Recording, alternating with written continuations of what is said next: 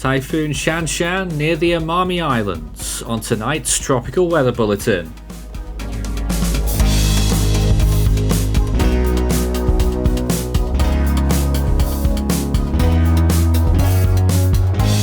And now the latest around the wide world of tropics. Tropical Weather Bulletin for August 27. We've had a bit of an absence of updates in the last few days, and of course a lot has happened. We've had our automated stream keeping up to date though. But right now we have two major storms active. Gilma, which is back up to Category 3 once again, but of course the main threat right now, Shan Shan, which of course is a massive typhoon encroaching it onto the Japanese island region. Well, it's day 88 of Atlantic hurricane season, and we are starting to see another area of interest crawl onto the radar. 30% chance that we're giving for a wave across the central Atlantic, which could develop into a tropical cyclone near the Lesser Antilles. It's day 105 of the Eastern Pacific hurricane season. Hone is still active after its glorious appearance last week. And of course we've got Hector, which formed the other day as well, and Gilma back up to another secondary peak there as it heads towards the Hawaiian Islands.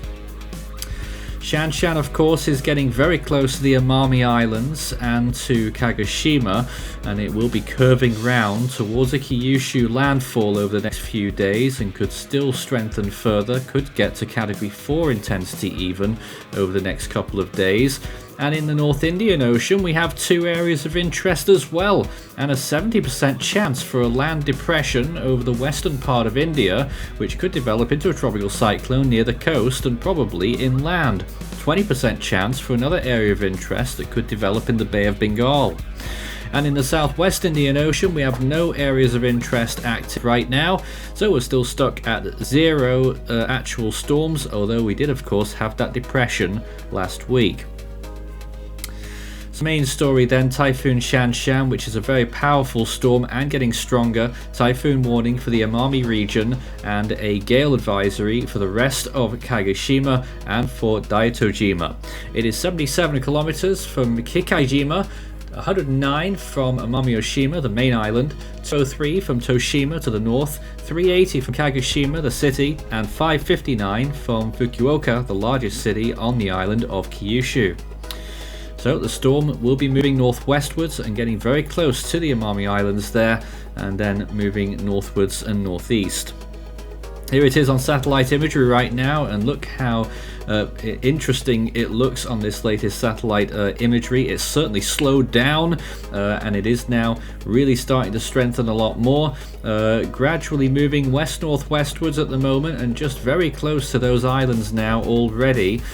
Some of the bands moving over those islands, and it certainly is a decent shout that it could get the inner eye wall, the northern tips there of those small islands nearby. Kikaijima is that little one on the right hand side closest to the eye of the storm, and the northern tip of the Amami Islands could also get it as well.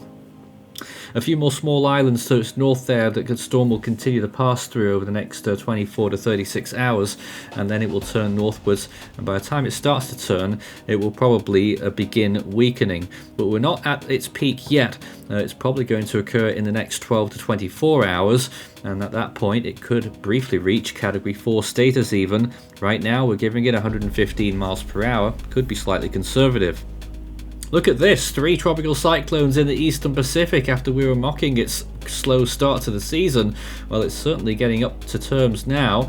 Hone on the left hand side clearing the Hawaiian Islands, and you've got Gilma in the middle, smaller but still quite powerful, and Hector on the right hand side, which I think will go down as a forgotten storm really, unless it decides to do something remarkable. It should only peak as around a 50 or 60 mile per hour tropical storm. Here's a close-up of Gilma, some images there looking pretty good. Another fine day on its visible imagery, and this is some of the infrared channels now, the water vapor imagery here. You can see a big gulf of dry air off to the west and possibly high wind shear as well. You can see it's got a bit of a serrated edge there on the western side of the eye wall, and you can see the eye itself looking good, warm temperature in it, south side looking a little bit flaky there on that imagery right there.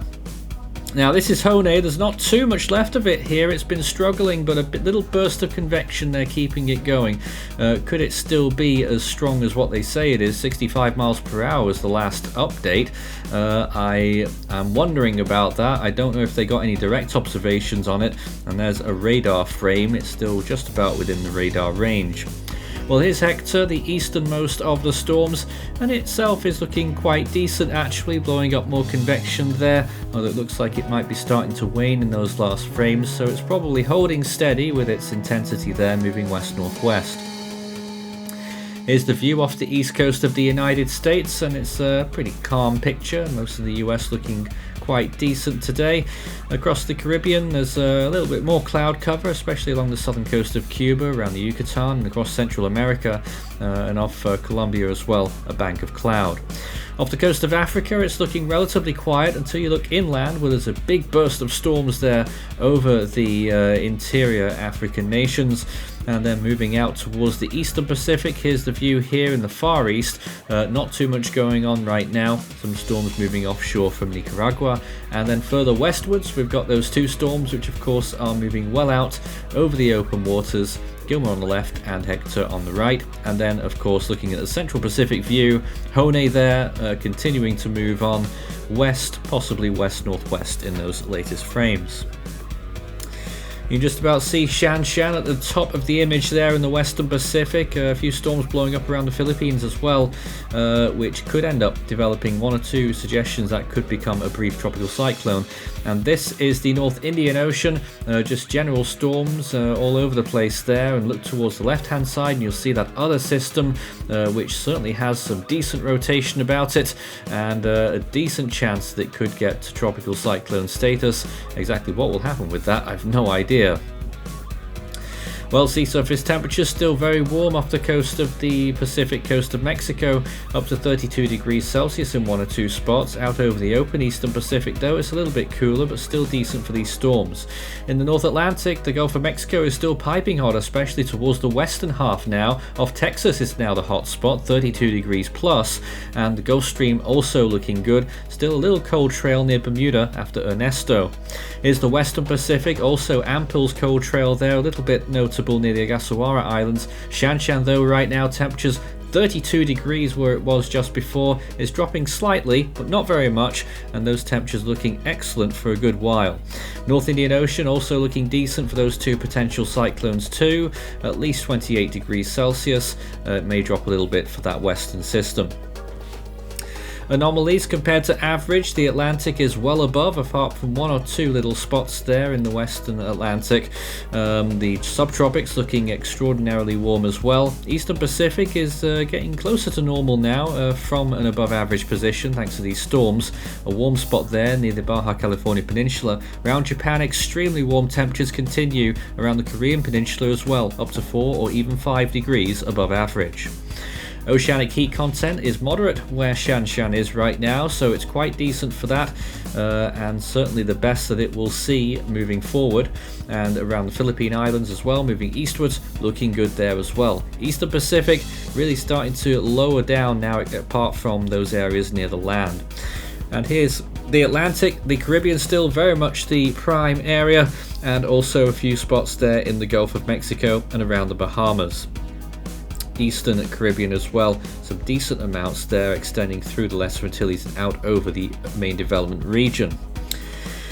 So first of all, in the computer models then, we're looking at that trio of storms in the Eastern Pacific. The question really is now whether Gilma will be able to affect the Hawaiian Islands. Well, if it does, it will still be rather weak by that point. It will be just grazing the northern coastlines there, probably as a tropical depression or remnant low by that point. So it will be struggling.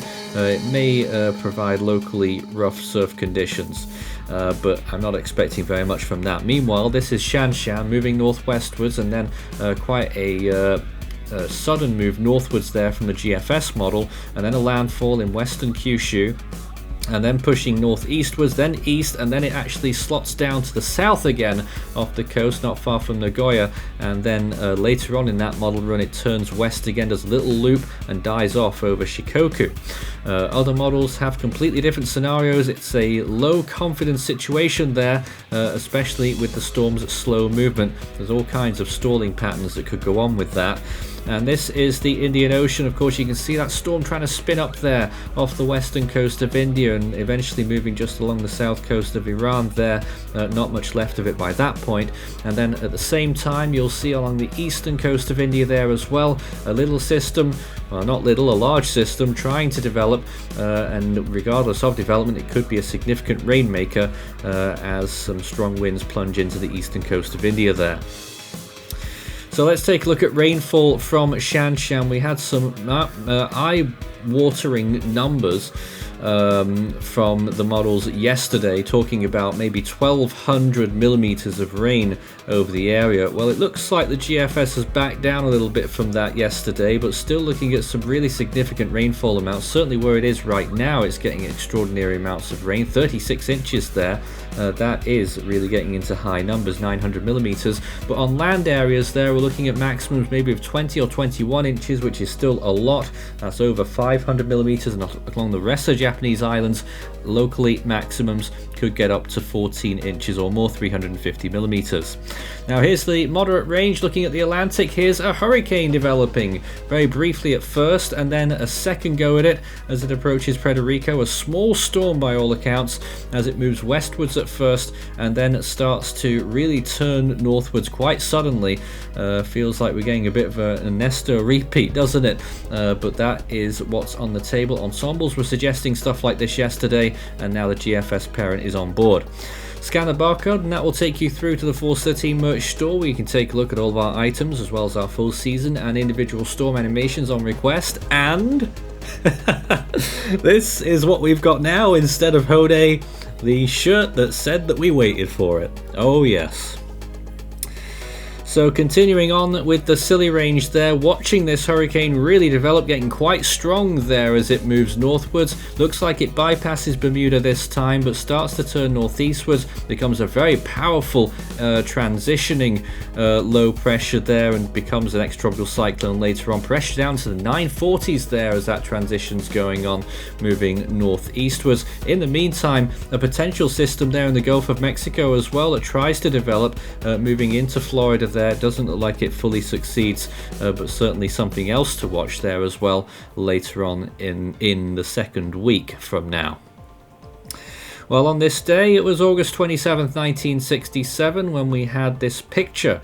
This picture was actually the previous day, but unassuming Marge there on the left-hand side really blew up and became a super typhoon, 155 mph Category 4, just before hitting the northern tip of Luzon in the Philippines. Behind it, Nora, very close proximity to it. Tropical storm Nora just east, remained a tropical storm, I believe, during its fairly short tenure, as it also moved west-northwestwards. So serious situation with Shan Shan right now, but in the Atlantic the next name is Francine. In the Eastern Pacific it's Ileana, and in the Central Pacific the next name is Iona. I'm not going to be doing any silly games like waiting for Iona on that one. No sir. In the Western Pacific the next name now is Yagi, and in the North Indian Ocean it is still Asna. We're at 42 storms around the world so far. It feels like we've really been racking up the numbers in the last couple of weeks. So certainly I reckon we're getting closer to the normal after an extraordinarily slow start. In the Australian region, Robin is next up. The Southwest Indian Ocean starts with Ansha this upcoming season. And in the South Pacific, the next name is Pitta. That's it from today's Tropical Weather Bulletin. Back to normal again tomorrow night. Become an Ultimate Fan today.